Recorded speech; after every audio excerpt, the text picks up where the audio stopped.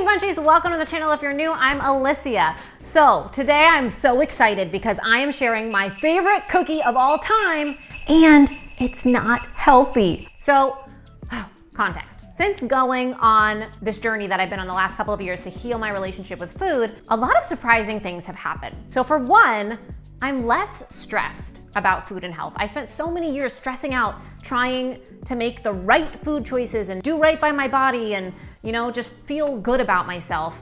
And I found that the stress wasn't helping. So that's one.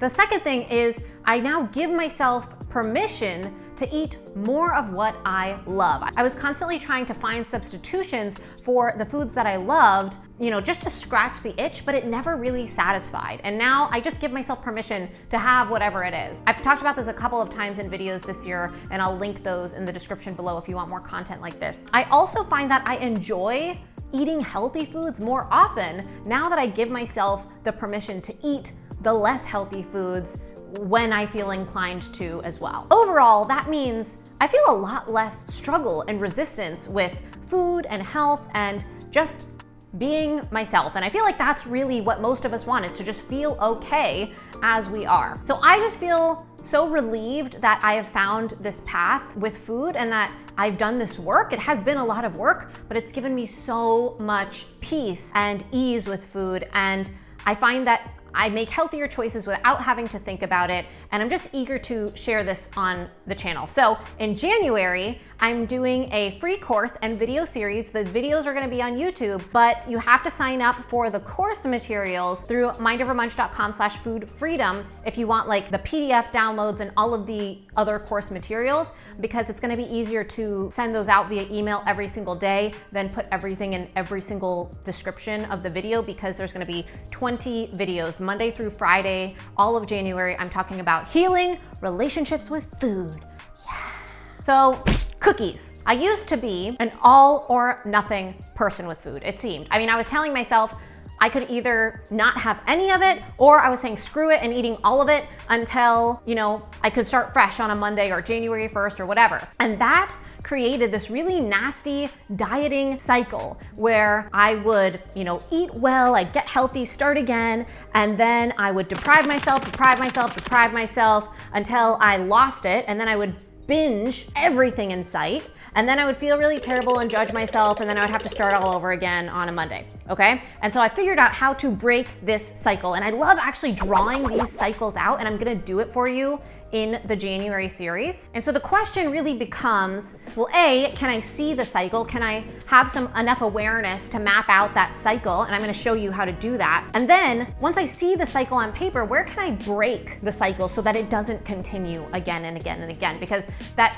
it's almost like, there's a couple of visuals. It could be like a pendulum back and forth, or a yo-yo between depriving, restricting, and eating everything, or it could be the circular motion, whatever resonates with you. But what I found is, what if I just didn't deprive myself anymore? What if I didn't say I can't have it? Is that where I could break the cycle? For me, the answer was yes. And I talked about this in my Fear Foods video, where I shared my foods with emotional attachment and rules concept. And I also touched on it in my holiday foods anxiety episode last month. So today I thought it would be a perfect opportunity, instead of making, healthy cookies made out of chickpeas or cauliflower or whatever, which no judgment for anyone who loves that, or that's where you're at in your journey, because that was a part of my journey too. But now I embrace my deeper truth, which is I want the real deal. I would rather be really present with the entire experience of baking the cookies and taking it all in with my senses, and then enjoying them mindfully. So the Molasses Crinkles recipe I'm gonna share with you has been my favorite for years. It's my favorite holiday cookie of all time. I make it for family and friends every single year. It's not healthy, it's full of gluten, and has real sugar and real butter, but I actually had never looked at this cookie's nutrition before this year when I decided to do it for this video. So I calculated out the nutrition just to see. It's not as bad as you think, and I'm gonna share it at the end of the video once you see the cookies. So how do I bring mindfulness, which I believe mindfulness is how I really healed my relationship with food, and I'm gonna talk about it so much in January. How do I bring mindfulness to the experience, not just of the eating, but of the cooking? So mindfulness, can be easily defined as a non-judgmental awareness of the present moment. It needs those three components. components. I have to be present right now in this moment. I have to be aware of what's happening and seeing clearly, and I have to be non-judgmental for both of those things to occur, because if I'm judging stuff, if I'm judging myself for what I'm eating, if I'm judging other people, then I'm not really seeing it clearly, I'm seeing it through a biased lens. If I can have a non-judgmental awareness of the present moment, then I'm mindful. Essentially, I ask what's happening now. My favorite way to tune in to this present moment awareness is through the senses, and I'm going to talk about that as I make these most delicious cookies for you, and I highly recommend you make them yourself, for yourself and your loved ones.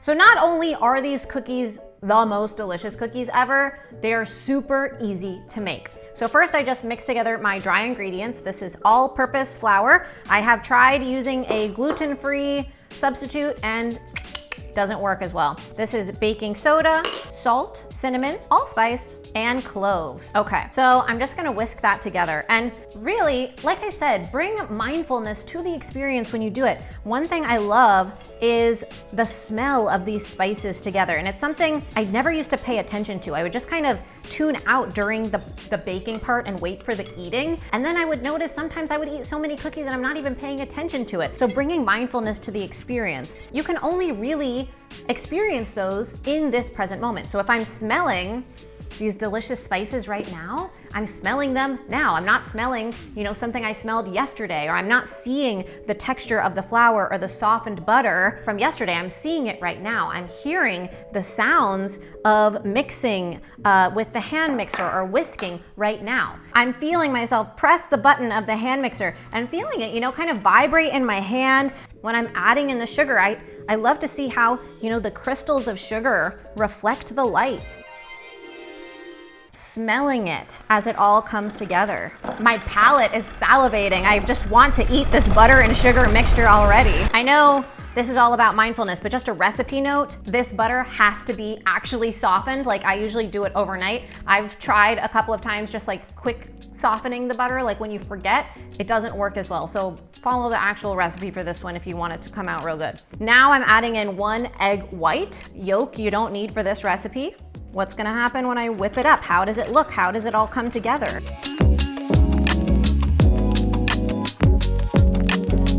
All right, and now what makes it a molasses crinkle? The molasses.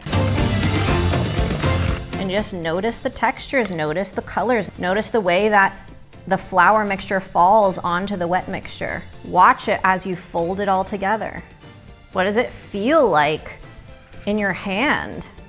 To move this spatula through this mixture. It feels like a light cloud, like it's so airy and fluffy. And it's gonna look like it's not integrating, but it is. And once it does, stop. You don't wanna overdo it, just until there's no more white flour. Okay, I'm spraying down a pan with parchment, and I also just spray the cookie scoop so it's easier to manipulate. I'm just gonna scoop these out and then drop them either into the sugar, or I kind of like to round it out. And you see it's sticky, but it's not so sticky that it's sticking to my hands. Into the sugar.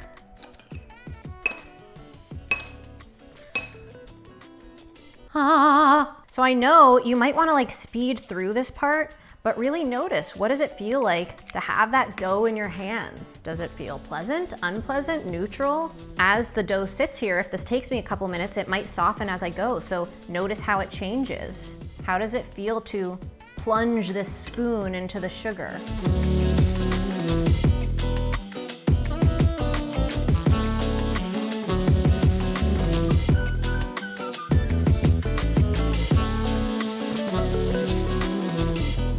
And remember, part of using the senses and tuning in is your sense of taste. So don't forget to taste the dough too. It's a part of the mindfulness experience. Oh my gosh. So my cookies are ready. I got 20 cookies today. I, for some reason, felt like this recipe usually yields 14 to 16. I'm not gonna complain about extra though. So I have both of my trays going into the oven, 350 degrees for 13 to 15 minutes.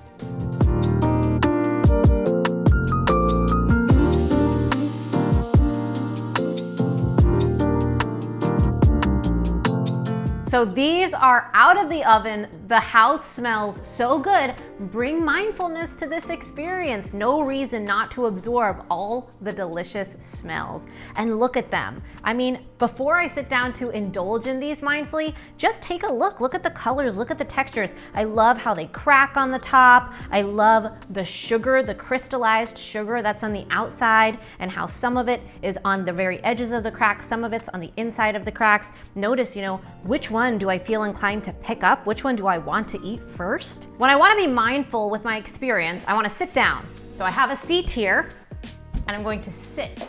I have my milk, my glass of milk, not almond milk, dairy milk, and I'm going to pick a cookie.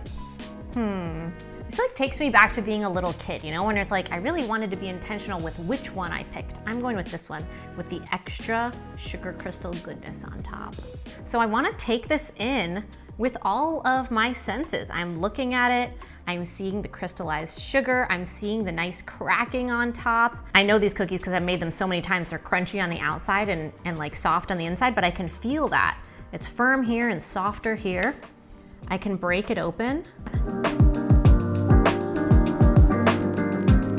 It's looks all fudgy and delicious inside, almost cakey. I've noticed since I've been eating more mindfully that when I smell the food before I eat it, the taste is so much stronger. So I want to make the most of this experience. I've been mindful with the whole preparation, and now that I'm sitting down to eat it, I don't want to miss any of it. So I'm just gonna smell it. Oh, it smells so good. I'm gonna take a bite. All the textures, crunchy on the outside, soft and chewy on the inside. There's an extra crunch from the crystallized sugar. It's a rich molasses flavor with the cinnamon, allspice, and cloves. It tastes like Christmas in a cookie. Listening to myself even chew, noticing the impulse to even want to swallow the cookie before I even swallow it. And before I go to take another bite, can I be just as present with that one? How does the cookie look different now? Does it change my experience of how I'm enjoying it? If you've never practiced mindful eating before, it can seem a little tedious from the outside. It seems like, why do you have to get so granular? You don't have to, right? You don't have to eat this way. But this is just a way to be more present and mindful with the experience, is taking it in. All the information we take in the entire world, we do through our five senses. So if I'm not present with the senses, I'm taking in this information without really being aware of it. If I'm gonna eat some delicious food like this, I wanna be as fully present as possible. That means using as many of the senses as I can, and also noticing how I feel inside, physiologically and emotionally, and letting that guide the experience. So paying attention, when I go a little more slowly, I can notice this more. Am I getting full off of this cookie? Not yet, I can keep going. Are my taste buds changing? Physiologically, your taste buds can only taste something this strong for the first couple of bites. And after 3, 4, 5 bites, it starts to diminish. So when I bring mindfulness to this experience, sometimes I find I get to the end of a cookie or even through half a cookie and I'm like, oh, it doesn't taste as strong anymore. That doesn't mean I don't finish it necessarily, but just to notice, because then if I can be that present, I can decide, do I want another cookie?